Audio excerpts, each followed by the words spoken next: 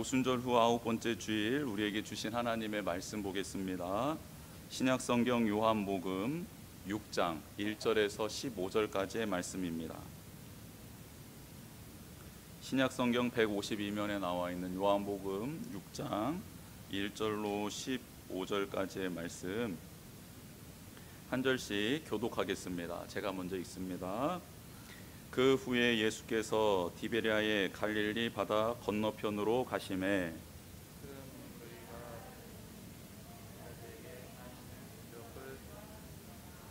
예수께서 산에 오르사 제자들과 함께 거기 앉으시니 예수께서 눈을 들어 큰 무리가 자기에게로 오는 것을 보시고 빌립에게 이르시되 우리가 어디서 떡을 사서 이 사람들을 먹이겠느냐 하시니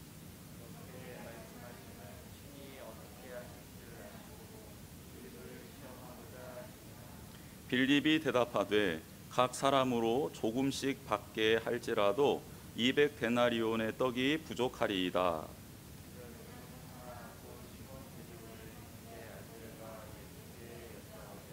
여기 한 아이가 있어 보리떡 5개와 물고기 2마리를 가지고 있나이다.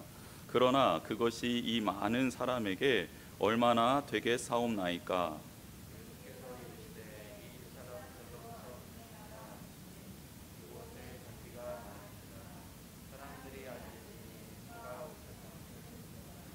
예수께서 떡을 가져 축사하신 후에 앉아있는 자들에게 나누어 주시고 물고기도 그렇게 그들의 원대로 주시니라.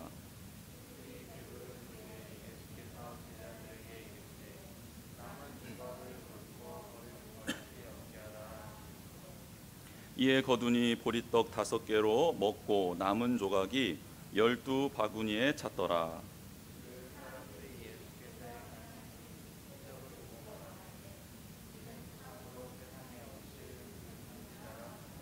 같이 읽겠습니다.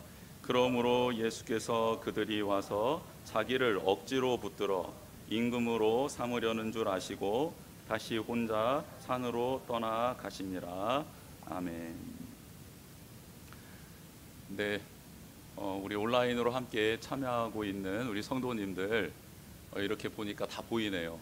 소파에 앉아 계신 분들도 있고 책상 위에 앉아 계신 분들도 있고 식탁에 앉아 계신 분들도 있고 또 누워 계신 분 2분 계시고 다 보입니다. 하나님 앞에 예배 드리는 겁니다. 하나님 앞에 말씀 듣는 겁니다. 나의 생명의 주인이시고 나를 창조하신 분 앞에 서는 겁니다. 아까 우리 중보기도팀 줌으로 만나서 예배 전에 이렇게 모였는데요. 줌으로 보는데 집에 계신 분들이 무슨 애인 만나러 가는 것처럼 옷을 입고 계시더라고요. 어떤 분은 인형처럼 생겨가지고 제가 계속 인형이라고 놀렸는데 아무튼 참 놀랍습니다. 그런 자세가 필요한 것이죠. 내가 블라인드를 치든 안 치든 하나님께서는 늘 우리를 바라보고 계시는데 그 바라보고 계신 하나님 앞에 내가 어떤 자세로 찬양을 해야 될지, 내가 어떤 자세로 말씀을 들어야 될지, 내가 어떤 자세로 사랑하며 섬겨야 될지 너무나도 뻔한 것 같습니다. 그런데 이 뻔한 일을 하지 못하면 그게 이제 우리에게는 힘듦이 되는 것입니다. 하나님께서는 안타까움이 되는 것이죠. 우리가 하나님 앞에 그렇게 진실하게 서고 반응하고 찬양하고 예배하고 섬기는 거룩한 삶을 살기를 주님의 이름으로 축복합니다. 오늘 말씀 너무나도 제가 많이 전했던 말씀이고 또 많이 들었던 말씀이고 도대체 여기 안에 무슨 선한 게 있을까? 말씀을 또 읽고 또 읽고 또 읽고 또 읽는데 뭐가 안 나오는 거예요. 계속 예전에 봤던 내용들이 또 빠지고 또 그게 레파토리가 있으니까 또 그게 생각이 나고 해가지고 하나님 이렇게는 설교를 준비를 못하겠습니다. 하나님 제게 지혜를 주십시오 하면서 이 말씀에 해당되는 많은 주석들을 계속 읽었습니다. 읽었는데요 머리가 더 복잡해지는 겁니다. 안 되겠구나, 이러다가는 설교를 못하겠다. 그래서 주석책들을 다 덮고 다시 말씀을 읽기 시작했습니다. 다시 말씀을 읽고 또 읽는데 여러 가지 다시 제가 그동안 느껴보지 못했던 하나님의 말씀을 깨닫게 되고 느끼게 되었습니다. 하나님의 말씀은 참 신비로운 것 같습니다. 아무리 많이 봐도 그때 하나님께 간구하는 마음으로 사모하는 마음으로 제게 또 말씀 좀 주십시오 라고 하면 하나님께서 우리에게 말씀을 주시더라고요. 그런 은혜가 우리 모든 성도님들에게도 오늘 이 시간 임하기를 원합니다. 기존에 알고 있었던 내용이 아니라 오늘 내게 주시는 하나님의 음성이 무엇인지 한번 귀를 기울여 보도록 하겠습니다. 오늘 이 본문을 가지고 첫 번째 생각해 볼 주제는 바로 사람입니다. 사람. 오늘 본문에 등장하는 사람들, 큰 무리들, 군중이 도대체 누구인가입니다. 군중으로 표현되는 이들, 그들 안에는 어떤 한 무리들과 또 제자들이 포함되어 있지요. 그래서 주님을 떠날 자들과 주님을 따를 자들로 이렇게 구분이 되어져 있습니다. 큰 무리들은 예수님을 굉장히 집요하게 따라다녔던 무리들입니다. 그들은 유월절을 맞아 예루살렘으로 향하는 사람들이었지요. 그렇게 하나님의 영광과 구원을 찬양하는 절기에 모세와 같은 선지자가 등장했다라는 소식을 듣게 됩니다. 모세와 같은 선지자, 그분은 바로 예수 그리스도였지요. 예수님이 하신 일들이 갈릴리 지역 많은 사람들에게 회자가 되고 있었습니다. 그런데 사람들의 입에서 입으로 건너가며 예수님이 행하셨던 그 기적은 본질이 사라지고 그 현상만 뻥튀기 되어서 이 사람 저 사람에게로 옮겨다니고 있었습니다. 자신들의 생각들이 가미되었습니다. 두세 사람을 거친 진리는 이미 왜곡되어도 한참 왜곡되어 버렸고 서로 전해지고 알려지고 있었습니다. 그들은 어떻게든 그래서 그 예수님을 한번 만나보고 싶었던 것이지요. 그래서 모세와 같은 이 예수 그리스도, 그분을 찾아 큰 무리가 온 것입니다. 모세는 누구이지요? 모세는 신명기서에 이렇게 기록되어져 있습니다. 모세는 선지자였다라고 기록합니다. 여호와께서 직접 만나 주시고 말씀해 주신 유일한 인물이다.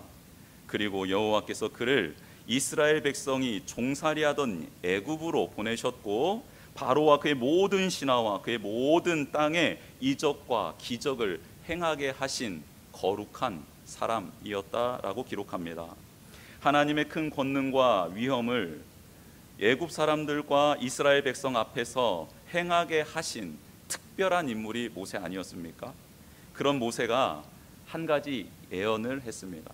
예언을 했는데 그 예언이 무엇이냐면 하나님께서 이스라엘 공동체에 나와 같은 선지자 한 명을 세울 날이 올 것이다.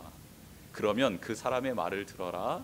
그 사람이 진짜인 이유는 하나님의 말씀을 선포하고 그 말씀대로 그대로 이루어지는 증거들이 그의 삶을 통해 나타나게 될 것이다.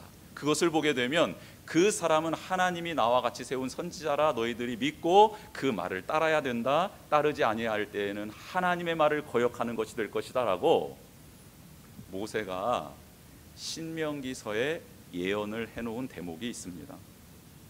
그래서 이스라엘 백성은 그런 선지자를 기다리고 있었고 모세처럼 민족을 정치적으로 해방시켜주고 광야에서 먹을 것을 주고 입혀주었던 것처럼 그렇게 경제적인 부요함을 선물해주고 또 하나님의 말씀 율법을 신의 산에서 받아 그 질서대로 우리를 다스렸던 것처럼 우리 사회가 거룩해지고 정결해지도록 인도해줄 그 선지자, 그 사람을 기다리고 있었던 겁니다.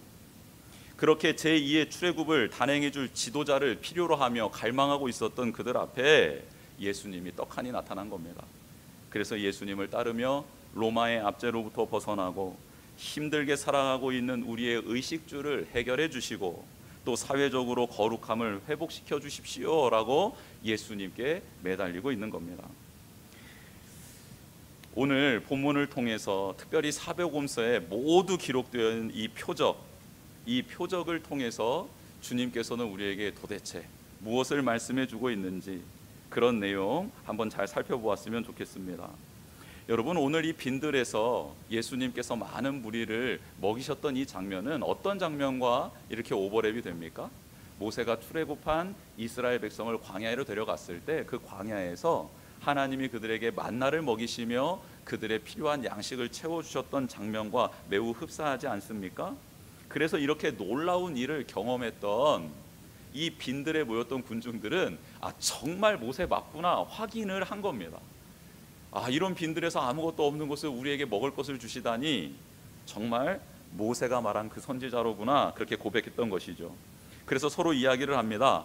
야, 저분을 우리 왕으로 삼으면 좋겠다, 임금으로 삼으면 좋겠다, 그러면 우리에게 동일한 일들이 일어나겠다 라고, 그래서 예수님께 가서 예수님을 임금으로 삼으려 합니다. 여기서 임금으로 삼다라는 이 단어는 상대방의 의견은 중요하지 않고요, 본인의 의지대로 그를 붙들고 그들을 세우는 것을 의미합니다. 하지만 예수님 어떻게 했습니까? 그들의 생각이 잘못되었음을 지적해 주시지요. 그래서 예수님은 몸으로 표현하십니다. 그들의 말을 듣지 않고요, 그들의 내용에 동조하지 않으시고요, 그들과 떨어져 산속으로 들어가 버리십니다. 예수님이 주시는 구원은 어떤 구원입니까? 그들이 생각하는 것처럼 정치적 자유입니까? 경제적 부유함입니까?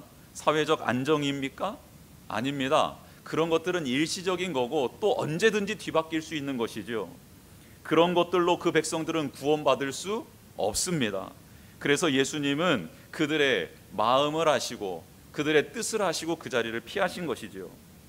모든 것을 내어주며 예수님을 헌신적으로 따를 것 같았던 그 무리들, 근데 그 무리들에게 예수님이 설명을 해주십니다. 너희들이 구원받는 것은 그런 것들로 구원받는 게 아니라 생명의 떡인 나를 믿음으로, 즉 내 살과 피를 먹고 마심으로 구원을 받게 된다라는 말씀을 주시죠. 그런데 그 말씀이 자신들의 생각과 달랐습니다. 이해가 되지 않았어요. 그러자 그들은 어떻게 합니까? 예수님을 다 떠나버립니다. 결국 예수님을 떠날 자들이 군중이었다라는 것이죠. 왜요? 그들이 예수님을 따른 이유는 예수님을 메시아로 영접하고 그분의 말씀에 순종하기 위함이 아니었고, 병자들을 고쳐주신 것처럼, 이적을 행해주셨던 것처럼 또 다른 이적을 보여주실까 해서, 그리고 그 이적의 주인공이 내가 되지 않을까 해서 혹시나 하는 마음에 예수님을 따라다녔기 때문입니다. 그런데요, 이 무리, 이 군중에게 예수님께서는 식탁을 베풀어 주시죠. 이렇게 떠날 것 뻔히 알았고 따르는 이유를 뻔히 알았지만 그들을 예수님은 품어 주십니다. 이게 사랑 아닙니까? 또 한 무리가 있었습니다. 바로 제자들입니다. 그런데요, 제자들도 두 무리로 나누어집니다. 신앙 고백을 하며 주님을 위해 사는 자와 주님을 파는 자로 나누어집니다. 예수님은 제자들을 부르셨습니다. 그들과 함께 하시며 진리의 말씀을 가르쳐 주시지요. 그 말씀이 능력으로 나타나는 현장, 그 현장들을 다 보여주셨습니다. 예수님은 제자들이 표적에 취해 살아가는 자가 아닌 진리의 말씀으로 살아가는 자가 되기를 원하셔서 그들과 친밀한 시간을 많이 보내주셨습니다. 공관복음에 보면 오늘 많은 이들을 먹이신 이 표적이 일어나기 전에 제자들이 했던 일이 기록되어져 있습니다. 그것은 바로 예수님이 제자들에게 권능을 주셔서 그들로 하여금 둘씩 짝을 지어 갈릴리 지역에 전도를 보낸 겁니다. 근데 그냥 보내신 게 아니라 귀신을 쫓을 수 있는 능력을 주시고 병자를 치유할 수 있는 권능을 주셔서 그들에게 보냈죠. 그래서 그들은 백성들에게 회개하라라는 복음을 전하고 귀신을 쫓아냅니다. 병자들에게 기름을 발라주었더니 병들이 떠나는 겁니다. 이렇게 전도를 하고 돌아와 예수님께 보고하는 장면이 오늘 이 말씀이 있기 전에 있었던 상황입니다. 여러분, 제자들 얼마나 신났겠습니까? 그리고 얼마나 신기했겠습니까? 돌아온 제자들 흥분한 나머지 예수님 앞에 서서 앞다투어 그들이 행한 기적들, 일어났던 내용들을 보고하기 시작하지요. 표적에 취해 있었던 겁니다. 그 능력에 흥분돼 있었던 겁니다. 그런데 그때 예수님이 제자들에게 말씀하십니다. 한적한 곳에 가서 쉬었으면 좋겠다. 이유는 그들을 따르는 무리가 많았기 때문에 밥 먹을 겨를조차 없었기 때문입니다. 여러분, 우리가 실제 선교를 다니거나 복음을 증거할 때 이런 일들을 종종 겪곤 합니다. 사역을 열심히 하다 보면 밥때를 놓칠 때가 있습니다. 특별히 기적이 일어나고 하나님의 치유의 역사가 일어나서 믿는 자의 수가 늘어나고 또 그 기적을 맛보기 위하여 기도받기 위하여 줄을 서서 대기하고 있다 보면 선교팀은 그만 식사의 때를 놓칠 때가 종종 있지 않습니까?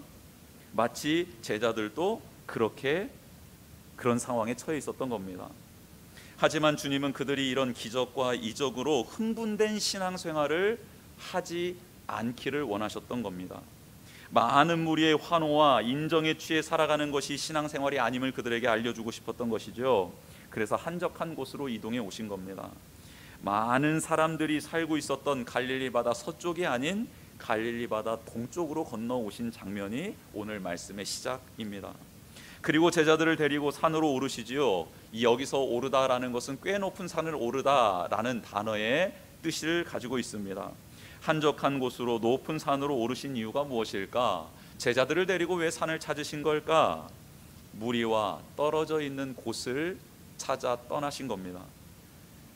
제자들의 생각, 그들의 경험, 그 모든 흥분된 것들을 내려놓을 수 있는 장소가 어디일까 생각하시다가 산을 오르신 것이지요.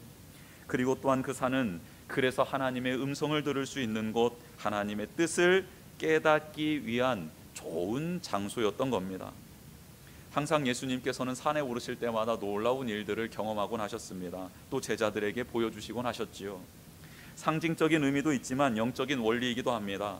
우리가 세상에 너무 빠져 있다 보면 본질을 잊게 되지요. 처음 시작은 하나님의 영광을 위하였지만 결국 자신의 영광을 구하는 타락한 인생이 되고 마는 것, 우리의 모습 아닙니까? 따라서 예수님은 제자들과 함께 산에 오르신 것처럼 우리에게도 경건의 산을 오르자라고 우리를 초대하고 계십니다. 일주일에 하루는 나를 위하여 나의 식대로 살아가는 너의 날이 되었으면 좋겠다. 하루 중에 나와 함께 경건의 산을 오를 수 있는 시간을 너가 확보했으면 좋겠다라고 우리에게 지금 손을 내밀고 우리를 이끌고 그렇게 경건의 산으로 오르길 원하고 계십니다. 그래야 방향을 잃지 않게 됩니다. 예수님이 제자들과 함께 산에 오르사 말씀을 가르쳐 주시지요. 그 산에 오르사 앉아라 라는 이 말씀은 내가 너희들에게 분부할 말이 있다, 하나님의 진리의 말씀이 있다, 이 말을 들어라 라는 뜻입니다. 그렇게 진리의 말씀이 없이 기적을 따라 살아가는 삶이 얼마나 위험한 것인지 알려주시고, 그러나 말씀을 따라 살아가는 길에는 얼마든지 기적이 일어날 수 있음을 말씀해 주고 있습니다. 그리고 말씀이 있는 자는 기적에 취해 살지 않고 인기에 취해 살지 않고 다시 하나님을 붙들 수 있는 사람이 될 수 있다라는 거룩한 진리를 산에서 선포해 주고 계십니다. 여러분, 제자들이 많은 귀신을 쫓아내고 자기의 의와 교만으로 충만했던 시간, 그때 어떤 한 아버지가 귀신 들린 아들을 데리고 오지요.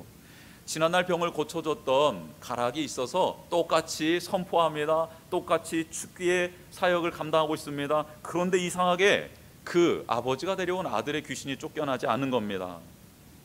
여러분, 자신의 의, 교만이 그만 제자들 가운데 충만해졌을 때에는 아무런 능력이 나아가지 않게 되었죠. 그때 예수님 오셔서 제자들에게 말씀하십니다. 경건의 시간, 즉 기도 외에는 이런 유가 나아갈 수 없다. 하나님과의 교제, 생명 앞에 엎드리는 시간이 없이는 겸손과 영성, 하나님의 능력을 유지할 수 없다라는 뜻입니다. 이렇게 제자들은 예수님의 가르침을 통해 하나하나 깨달아가고 있었습니다. 그러다 오늘 큰 무리가 경험한 것과 같은 놀라운 경험을 하게 되는 것이지요. 정말 기적을 눈앞에서 보고 있는 것입니다. 그들은 예수님이 자신의 생명의 떡이라고 증거하시는 말씀까지 듣게 됩니다. 오병이어의 기적을 풀이해 주시는 장면까지, 그 자리까지 함께하고 있었던 것이죠. 이해가 되진 않았습니다. 그래도 떠나는 무리들과 대조적으로 제자들은 남아 있습니다. 하지만 여기서 끝이 아니죠. 제자들 중에 한 무리는 신앙의 고백을 드리는데요, 또 한 사람은 자신의 의를 내려놓지 못하게 됩니다. 그 말씀이 오늘 6장 67절에서 70절에 기록되어져 있습니다. 제가 읽어드립니다. 예수께서 12 제자에게 이르시되 너희도 가려느냐? 시몬 베드로가 대답하되 주여, 영생의 말씀이 주께 있사오니 우리가 누구에게로 가오리까? 우리가 주는 하나님의 거룩하신 자이신 줄 믿고 알았사옵나이다. 예수께서 대답하시되 내가 너희 12를 택하지 아니하였느냐? 그러나 너희 중에 한 사람은 마귀니라 하시니. 아멘. 똑같은 기적과 말씀의 가르침을 받았음에도 마귀의 생각을 버리지 못하고 자신의 의와 교만을 내려놓지 못한 한 사람이 있었다, 성경은 말씀하고 있습니다. 우리는 군중은 아닙니다. 지금 예배의 자리에 나와 예수 그리스도의 말씀을 듣고 따르고 있는 삶을 살고 있기 때문이지요. 그렇다면 우리는 진리의 말씀 앞에 복종하며 예수님을 메시아로 영접한 제자입니까? 아니면 제자인 것 같은데 마귀입니까? 마귀라는 말이 좀 무섭게 들리죠? 그런데 예수님 정확하게 말씀합니다. 너희 중에 마귀가 한 사람 있다. 두 번째 주제로 넘어가 보겠습니다. 두 번째 주제는 유월절 식사입니다.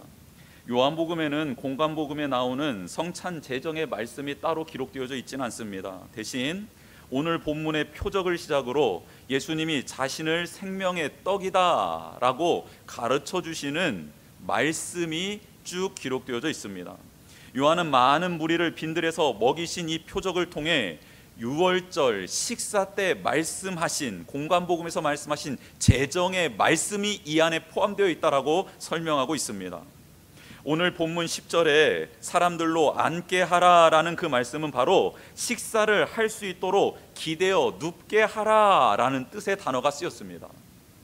즉 예수님을 떠날 군중과 예수님을 따를 제자, 또 마귀라 지칭하는 그 사람, 이 모두가 포함되어 있는 이 군중을 예수님은 그리스도의 식탁으로, 유월절 식탁으로 초대하고 계시는 겁니다. 와서 앉아라, 앉아서 같이 식탁을 나누자꾸나 라고 모든 인류를 초대하고 계십니다. 그렇습니다. 유월절의 식탁은 그 누구도 소외되는 식탁이 아닙니다. 그 식탁은 모든 이에게 열려있는 식탁입니다. 그 식탁을 통해 그리스도를 따르는 자가, 혹은 자신의 의와 교만을 내려놓지 못하는 자가, 혹은 그것을 이해할 수 없어 떠나는 자가 있을 뿐이지, 예수 그리스도의 식탁은 모든 이들에게 열려 있습니다. 본문에는 나와 있지 않지만 공관복음에 보면 때는 날이 저무는 때였고 모인 무리는 양식이 다 떨어진 상황이었습니다. 예수님은 그들을 긍휼히 보셨고 육신의 허기를 달래주고 싶었습니다. 실제 그들에게 먹을 것을 주시고 육적 허기를 달래주시려는 그 결정이 있고 난 후에 예수님은 실제적으로 그 일을 이루셨죠. 그리고 그 일에는 영적인 의미들이 가득 담겨 있었습니다. 요한복음은 요한이 예수 그리스도는 하나님이시다라는 것을 증명하기 위해 기록된 복음서다라고 이미 말씀을 드린 바 있습니다. 그렇습니다. 오늘 이 본문은 정확한 영적 의미가 담겨져 있는데 그건 무엇이냐면 바로 예수님은 하나님이 보내신 자, 하나님의 아들이시다라는 증거입니다. 여러분, 출애굽할 때 마지막 재앙이 무엇이었죠? 장자의 죽음이었습니다. 죽음의 사자가 온 애굽 땅을 덮쳐 모든 사람과 동물에 처음 난 것을, 그 생명을 거두어 갈 때 죽음의 사자가 이스라엘 백성은 뛰어넘었지요. 왜 뛰어넘었지요? 이유는 어린 양의 피가 그의 집 문에 설주와 집 임방에 발라져 있었기 때문입니다. 그래서 유월절 하면 모든 이스라엘 민족은, 유대인들은 어린 양, 구원, 죽음의 사자가 넘어갔다라는 이 은혜를 기억하게 되어 있습니다.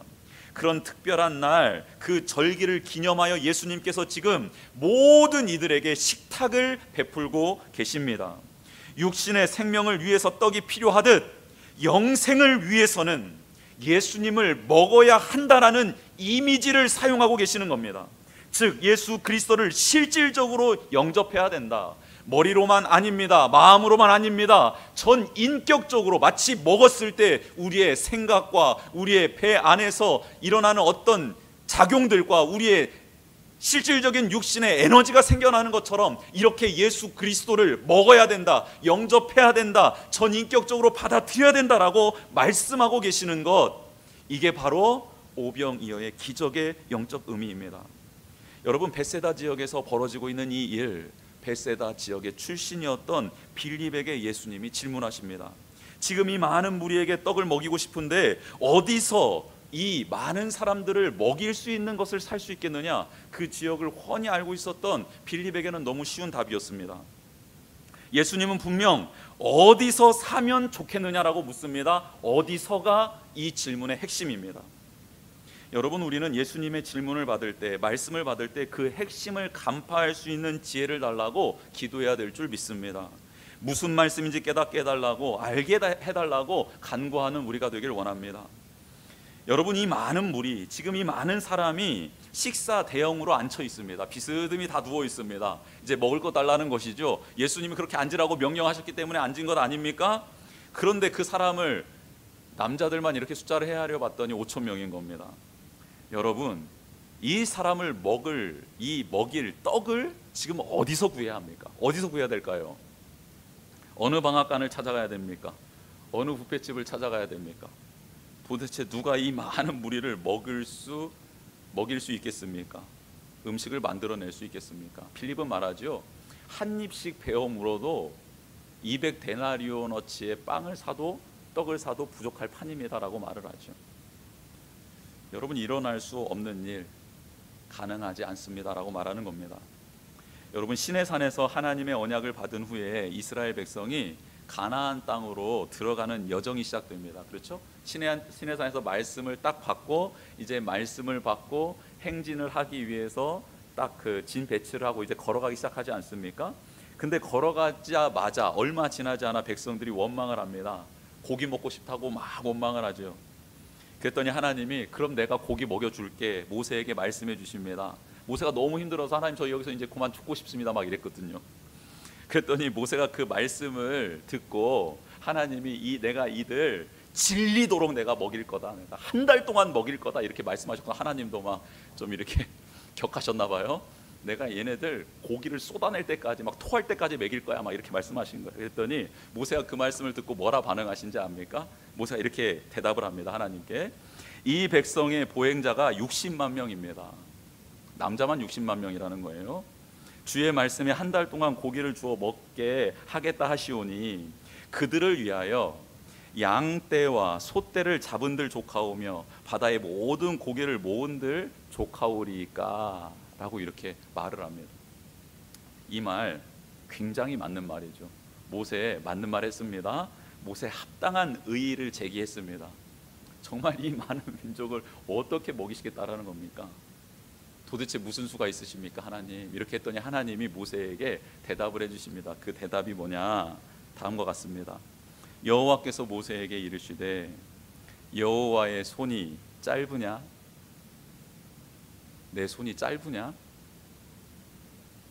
네가 이제 내 말이 너에게 응하는 여부를 보게 될 것이다.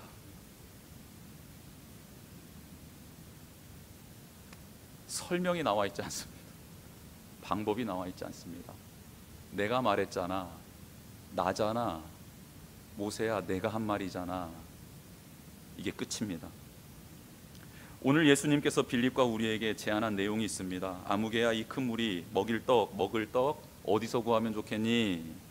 아무개야, 이런 일을 내가 하고 싶은데 이거 어디로 가면 할 수 있겠냐? 아무개야, 나 저 나라 저 영혼들 구원하고 싶은데 어디로 가면 그렇게 할 수 있겠니? 여러분, 이 질문에 우리 무엇라 대답하면 됩니까? 그렇죠. 예수님이면 충분합니다. 주님만이 하실 수 있습니다 라고 고백하면 됩니다. 앞서 말씀드린 장면에서 하나님의 말씀을 받은 모세는 그 말씀을 믿고 그대로 나가 백성에게 전합니다. 믿음으로 전했을까요? 아니요. 반신반의했겠죠. 그래도 하나님의 말씀이니 행하는 것이 맞겠다 싶어 그냥 한 겁니다. 여러분, 근데 이게 믿음입니다. 이 순종하는 것이 의심을 떨쳐낼 수 있는 유일한 방법입니다. 어떻게 하면 하나님의 말씀을 믿을 수 있을까? 그대로 해보면 됩니다. 그대로 하면 됩니다. 될까 안 될까 망설이지 말고 그 생각을 갖더라도 해보면 됩니다. 그러면 의심이 사라집니다. 그러면 두려움이 사라지게 되어 있습니다. 예수님의 이런 의중을 알고 있었던, 그러나 반신반의했던 안드레가 한 소년의 식사인 보리떡 5개, 물고기 2마리를 가져오죠. 그리고 회의적인 말을 하며 예수님께 건넵니다. 회의적인 말을 하며 건넵니다. 그런데요, 예수님 그걸 받자마자 식사 대용으로 앉혀라 바로 명령하십니다. 그걸 받자마자 말씀하십니다. 이게 무슨 일입니까? 남자만 5,000명, 좋기 1만 명이 넘는 사람들, 그들에게 식사를 제공하시겠다 하시며 손에 든 게 무엇입니까? 보리떡 5개, 완전히 작은 생선 2마리, 이게 전부였습니다. 하나님이 우리를 구원해 주시겠다고 그 손에 드신 게 무엇이죠? 내가 너를 구원하겠다, 내가 너를 나의 나라로 들여보내겠다, 너를 나의 자녀로 삼겠다 말씀해 주시면서 하나님이 그 손에 드신 게 무엇이죠? 바로 십자가 아닙니까? 당신의 아들 예수 그리스도를 십자가에 못 박아 인류의 죄를 뒤집어 씌워 죽게 하시는 것, 이게 하나님의 뜻, 하나님의 방법 아니었습니까? 그리고 그것을 믿는 자는 구원을 받고 하나님의 자녀로 살아갈 성령을 선물로 주시겠다 약속해 주시지 않았습니까? 그런데 우리는 자꾸 그 하나님의 손에 들린 그 십자가가 미덥지 않은 겁니다. 아니, 내가 무엇을 해야 되지 않을까? 율법을 좀 더 지켜야 되지 않을까? 어떻게 염치 없이 예수님을 믿기만 하면 구원을 받을 수 있다라는 것, 이것을 받아들일 수 있을까? 라며 자신의 죄의 짐을 지금도 무겁게 지고 있는 것 아닙니까? 이제 하나님의 손에 들린 십자가를 온전히 받아들이기를 주님의 이름으로 축복합니다. 나와라, 나와라, 앉아라, 나와라, 먹어라, 나와라, 믿어라, 나와라, 내가 너를 사랑한다라는 이 음성을 이제는 온전히 받아들여야 될 때 아닙니까? 나의 생각, 나의 의심을 내려놓고 십자가의 사랑과 희생이 나를 위한 것임을 받아들이고 그 은혜와 감격에 겨워 회개와 돌이킴의 역사가 일어나기를 간구하는 마음으로 이제는 그 앞에 앉아야 되는 시간 아닙니까? 그 식탁 앞에 머물러야 될 시간 아니냐, 오늘 성경은 말씀하고 있습니다. 마지막 주제는 푸른 초장 잔디입니다. 3, 4월쯤에 6월절이 있지요. 그때 들에는 잔디가 올라옵니다. 이 말씀은 여호와께서 우리의 목자 되시어 푸른 초장과 쉴만한 물가로 인도하시겠다라는 말씀이 떠올리게 하는 장면이기도 합니다. 그렇죠? 그렇습니다. 우리 인생 인도하시며 보호해 주실 수 있는 분 누구밖에 없습니까? 생명의 떡 되신, 진리 되신, 길 되신 예수님밖에 없습니다. 우리의 구원자 되신, 생명 되신 예수님밖에 없습니다. 그렇다면 예수님을 따라 푸른 풀밭과 쉴만한 물가를 경험한 이들은 어떻게 행하며 살아가야 될까요? 그분을 나의 꿈을 이룰 분으로 삼아 나의 정치적, 경제적, 사회적 결핍을 해결하는 존재로 여기며 따라가야 합니까? 그게 우리가 예수님을 믿고 따라가야 될 삶의 모습일까요? 아닙니다. 그분의 은혜, 사랑, 섬김, 희생을 나의 마음에 가득 담아야 합니다. 그것을 가지고 세상에 나가 나누며 살아가는 것이 그 하나님의 은혜, 예수 그리스도의 능력을 경험한 우리가 해야 될 모습입니다. 잔디 위에 떨어져 있는 남은 그 조각들이 도대체 무엇일까? 무엇을 의미하는 것일까? 그렇죠? 예수님은 하나님이시다라는 증거 아닙니까? 그분은 나를 사랑하신다라는 증거 아닙니까? 나를 먹이실 수 있는 분, 나를 살리실 수 있는 분, 유일한 생명의 떡, 구원자, 창조주라는 증거가 지금 잔디밭에 떨어져 있는 그런 남은 조각들 아닙니까? 그래요. 그래서 지금 주님은 그것들을 가서 거두어 오라 말씀하고 계시는 겁니다. 그것을 너희 바구니에 채워라 말씀하고 있는 겁니다. 지금 우리의 바구니에는 무엇이 차 있습니까? 지금 우리의 마음에는, 우리의 영혼에는 무엇이 가득 차 있습니까? 이 시간 주보의 말씀 한번 채워보도록 하겠습니다. 진리 되신 예수님을 영접하고 따르는 제자입니까? 제자 무리에 섞여 있는 마귀입니까? 원어 그대로, 본문 그대로 적용해서 좀 섬뜩한 말인데요. 그렇죠? 그러나 이 말이 우리의 영혼을 깨웠으면 좋겠습니다. 끝까지 가룟 유다가 돌아오기를 원하셨던 주님의 마음이 이 교훈의 말씀, 이 문장 속에서 느껴졌으면 좋겠습니다. 두 번째입니다. 주신 사명을 감당하고 성령의 감동을 행하기 위하여 우리는 어디로 가야 합니까? 우리는 어디로 가야 될까요? 누구 앞에 엎드려야 됩니까? 그렇죠. 예수 그리스도입니다. 세 번째입니다.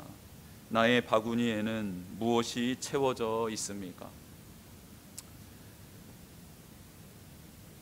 도깨비 방망이 같은 그런 말씀들, 또 예수 그리스도의 상, 내가 꿈꾸는 것들이 가득 담겨져 있습니까?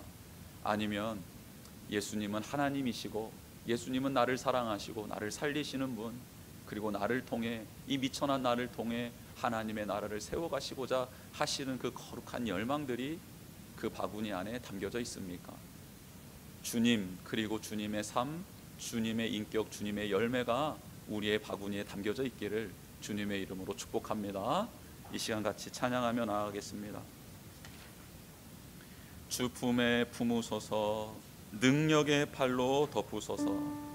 거친 파도 날 향해 와도 주와 함께 날아오르니 폭풍 가운데 나의 영혼 잠잠하게 주를